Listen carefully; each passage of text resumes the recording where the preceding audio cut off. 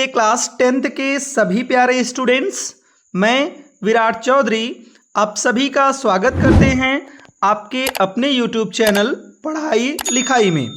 Students, हमने आपको पिछले वीडियो में आपके बुक का जो पोयम नंबर 1 है डस्ट ऑफ स्नो, उस पोयम का सेंट्रल आइडिया आपको प्रोवाइड करा दिया है। उसी प्रकार आज के इस वीडियो में हम आपके उसी के next poem fire and ice का सेंट्रल आइडिया उसी बेहतर तरीके से और उसी आसान तरीके से प्रोवाइड कराने चल रहे हैं।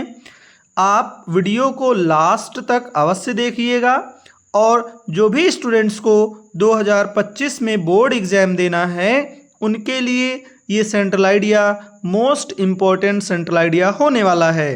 तो आप वीडियो को लास्ट तक देखिएगा। वीडियो अगर आपको पसंद आएगा तो वीडियो को लाइक कीजिएगा।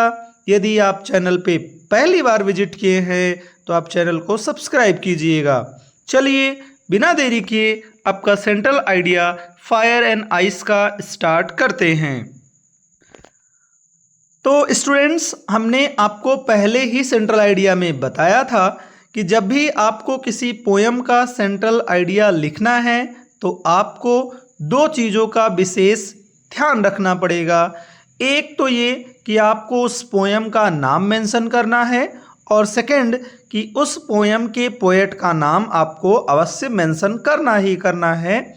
इससे आपके 1 मार्क्स कंफर्म हो जाते हैं। ओके, तो इसी कड़ी में देखिए हमने इस सेंट्रल आइडिया को बहुत ही शॉर्ट रखा है, बहुत ही लिमिटेड वर्ड्स में रखा है और आपका अपने इजी लैंग्वेज में मैंने इसे आपके सामने रखा हुआ है। तो चलिए शुरू करते हैं।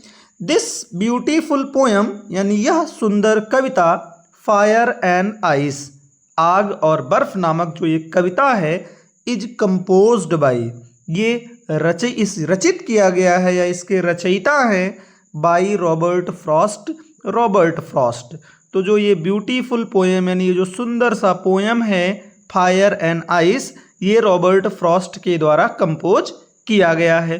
अब आप इसमें देखें, हमने पोयम का नाम और पोएट का नाम मेंशन कर दिया है। ओके, अब इसके आगे पोएट ने पोयम में क्या क्या डिस्क्राइब किया है उसी को हमें बेसिकली इसमें आगे लिखना होता है। ओके, तो द पोएट हैज एक्सप्रेस्ड यानी कवि ने व्यक्त किया है द आइडिया, एक विचार के बारे में, दैट कि द वर्ल्ड वुड एंड, जो दुनिया है उसका अंत हो जाएगा, इन आइदर ऑफ 2 वेज, दोनों तरीकों में से किसी एक तरीके से दुनिया का अंत हो जाएगा।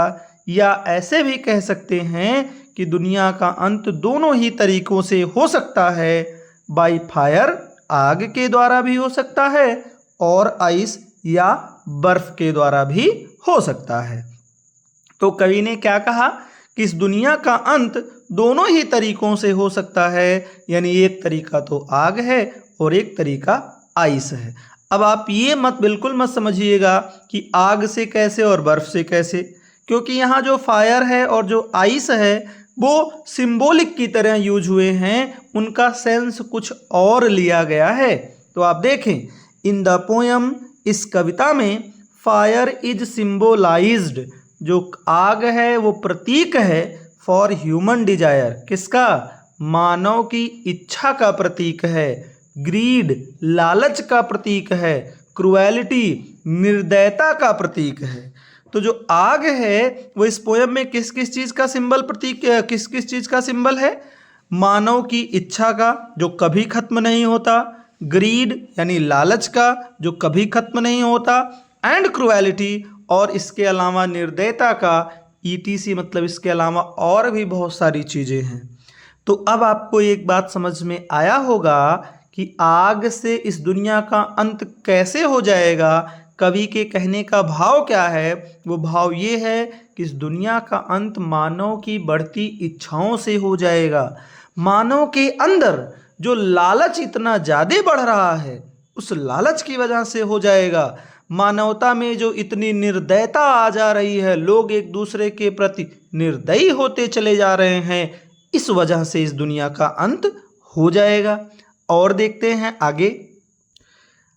आगे पोएट कह रहे हैं ऑन द अदर हैंड, जबकि दूसरे तरफ यदि हम देखें आइस इज सिंबोलाइज्ड, तो बर्फ प्रतीक है for in difference in human relationships, यानी मानव के रिश्तों में जो अंतर आ रहा है, मानव के रिश्तों में जो मुटाव आ रहा है, मतभेद आ रहा है, उसको रिप्रेजेंट करता है बर्फ।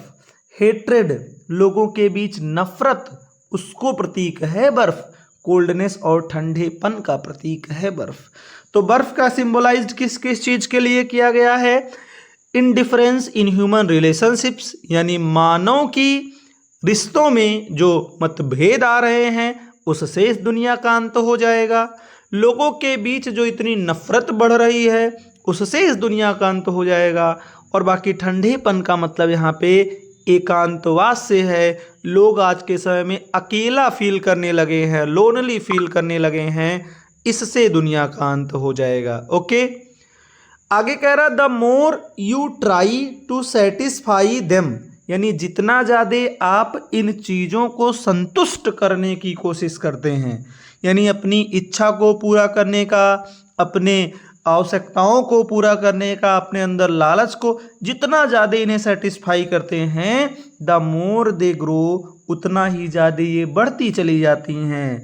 यानी यदि आपके अंदर इच्छा है एक बाइक लेने का, तो जब आप उस बाइक लेने वाली अपनी इच्छा को सेटिस्फाई कर लेते हैं, अर्थात पूरा कर लेते हैं, तब आपके अंदर एक कार लेने की इच्छा उत्पन्न हो जाती है।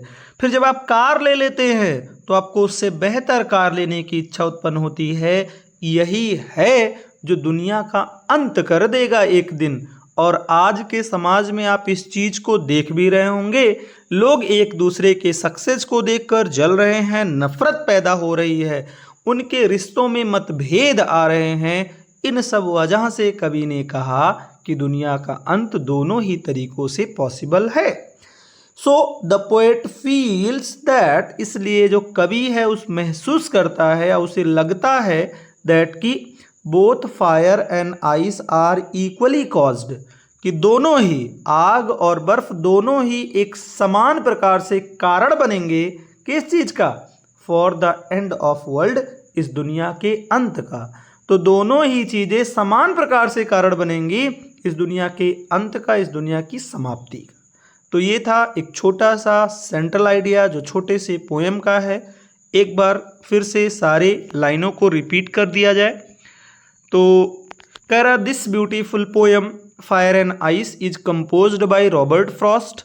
The poet has expressed the idea that the world would end in either of the two ways, by fire or ice. In the poem, fire is symbolized for human desires, greed, cruelty, etc. And on the other hand, ice is symbolized for indifference in human relationships, hatred, coldness, etc. The more you try to satisfy them, the more they grow. The poet feels that both fire and ice are equally caused for the end of the world. ये था हमारा इस chapter का, इस poem का central idea. I hope आपको video पसंद आया होगा, कंटेंट भी बेहतर लगा होगा।